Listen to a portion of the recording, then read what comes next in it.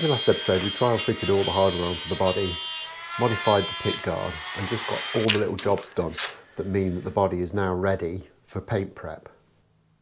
So from there we can move on with getting the neck underway, and as we discussed a few weeks ago, I've got a great big length of maple and I've got a nice bit of rosewood that we can use for the fingerboard, and I've also got my truss rod. So we've got most of the components that we need to get this underway, and it's just a matter of getting it dimensioned down and starting the actual work. Now, I obviously don't need this great big length of wood, and it's got a real nasty kind of knotty shaky bit up there, so obviously we don't want that in our neck.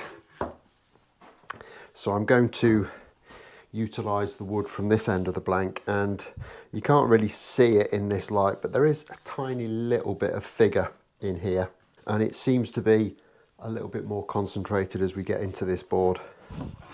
So I'm going to try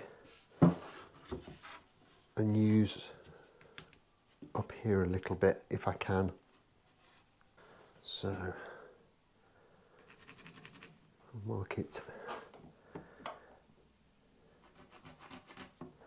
there and there, square a line across.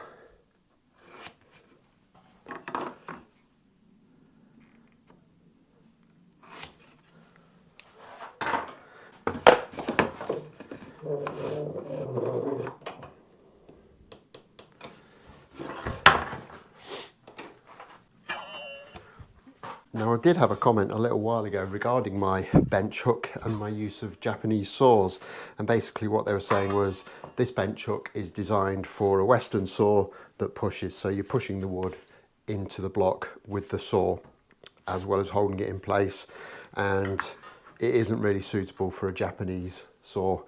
It's probably a valid point. However, I've actually never had a problem using this hook with my Japanese saws. I don't think the same amount of pressure is put through the saw as it is with a Western saw. They are very sharp.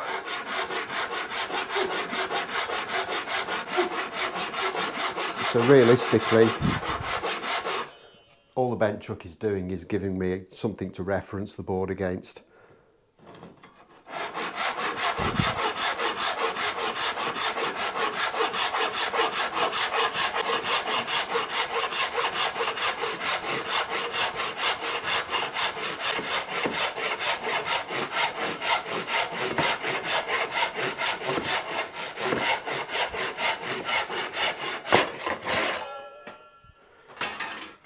And it actually works absolutely fine, no problem whatsoever.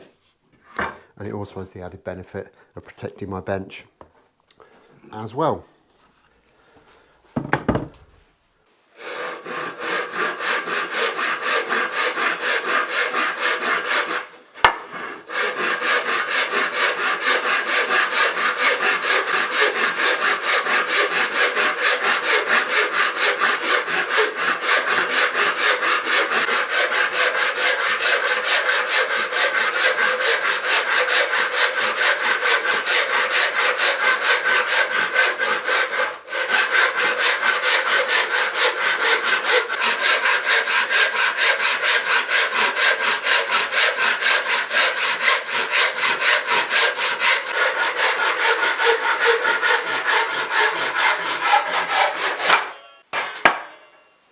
Okay, so that's dimension down, and in case you're wondering, yes, you could see the outline of a base headstock traced on there.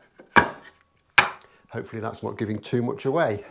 So that's the blank cut out. We've got plenty of material there, so we just need to start laying this out and getting the work done. But before I do that, I'm just going to have a quick check that this has a straight edge. Only needs one, and it does. In fact, they're both pretty straight. They both kind of tail away towards this end, so if I make that the headstock end, it doesn't matter, because what I need is a straight edge to run my router fence on. so we can put this truss rod in position, and we've got plenty of straight material kind of up to about here, so it's absolutely fine. So next we need to do a little bit of measuring.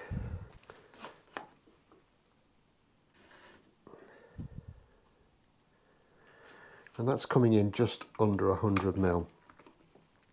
Now I don't need to be absolutely dead central because I've got a little bit of wriggle room for positioning. So what I'm going to do is I'm going to set this marking gauge up for 50 mil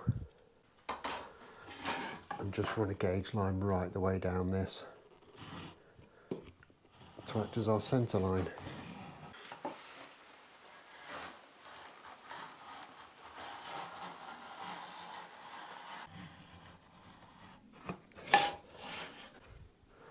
And just get a bit of pencil into there so you can see it a bit better.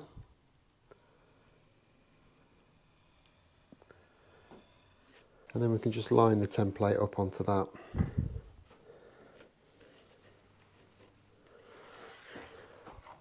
Draw around it just for reference purposes, and then start laying out for our truss rod, which will need to come to there. I'll just mark a big line across so we can see it and label that with TR. And with that, we can get this fastened down onto the bench, break out the router, and just get this slot routed in. Before I move on to that though, I just want to have a quick chat about something I discovered a few days ago when I was just browsing through the analytics on this channel. And basically what I found is that I've got a really loyal following. So first of all, thank you very much for everybody that comes back time after time to watch all of these videos. It really does make me feel very, very good to understand that. But what I found out was that quite a large proportion of those returning viewers are actually still unsubscribed. There's been a little bit of a life change for me in the last couple of months. So I'm going to be shaking things up on this channel. So a spike in my subscriber count right about now would be a very, very welcome thing. So please just hit those couple of buttons. It's free. Take you a couple of seconds, but it would mean an awful lot to me. Right, back to the job.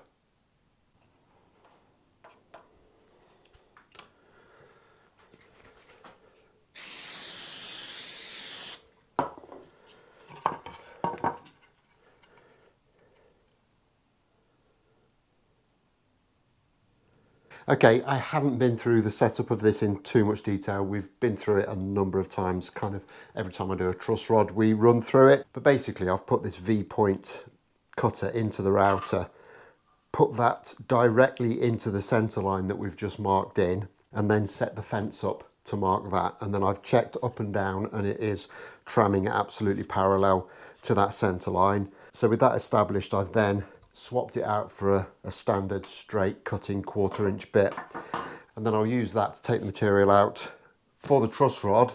However, these truss rods are a little bit thicker at the adjuster end, so this is 6 mil, this is about 9. So I've got a 9 mil cutter as well, which I will swap out for the 6 mil at the appropriate time, and as long as I leave the fence in exactly the same position, we should get a really good cut. So we'll get the router plugged in, get some ear defenders on, and we'll get this channel cut in.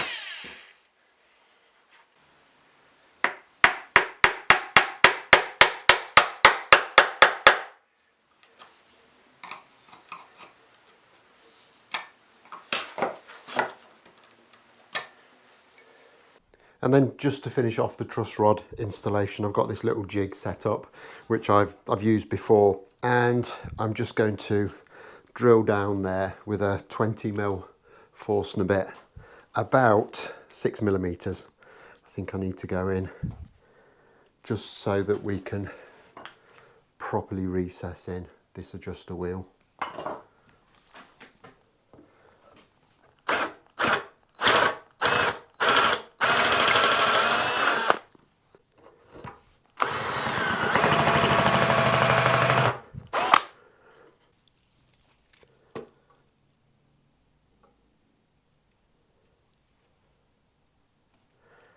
And that should just about do it.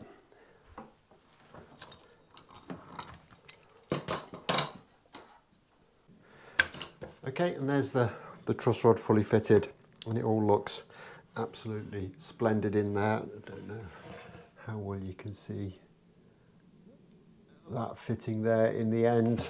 You see that is fitting pretty snugly in there. Looks nice and neat. So with that done, we can have a little bit of a clear up on the bench, and then it's time to get the template on and kind of make sure that we've got this marked out properly before we break out the bloody jigsaw again. I really hate using that thing, but it's not going to cut itself out, so I just need to kind of bite the bullet and get it done so we can dispense with the truss rod for a little while. And I'm just going to line this back up with where it originally was. Just make sure I've got a nice dark line to work from. Kind of get this set up.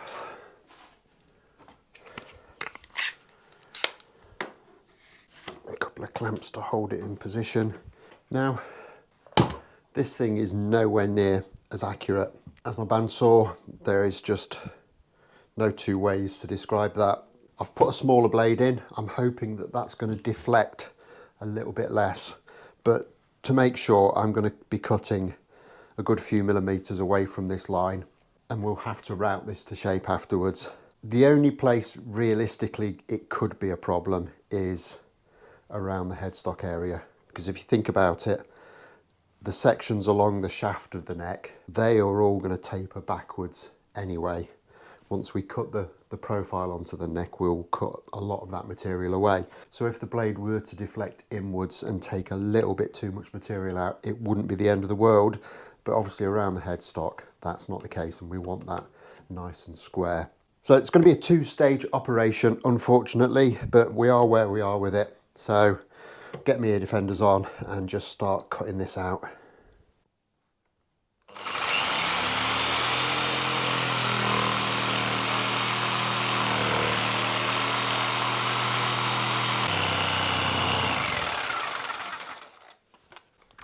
And I tried to go at a slower speed there, thinking that that might make the cut a little bit better, but I think it seems to be the ideal speed for starting a friction fire.